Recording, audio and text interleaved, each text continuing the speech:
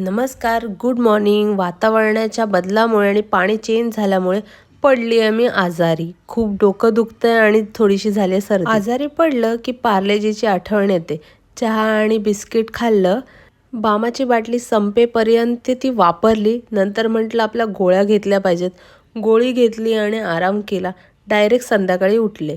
भावाने माझ्यासाठी कपकेक आणला होता. आजारी असल्यावर राव मजा असते.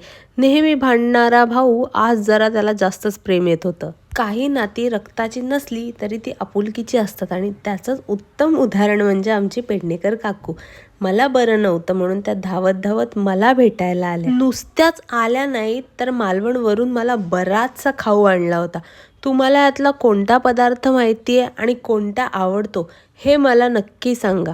काजू सोडून बरं का. आजार पण येतात जातात पण खाणं आपण सोडायचं नाही. नाक लाल लाल बुंद झालं तरी मस्त लाडवांचा आस्वाद घ्यायचा. आणि आईने बनवली होती मला खिचडी, ती खाल्ली आणि आजचा दिवस इथे संपला.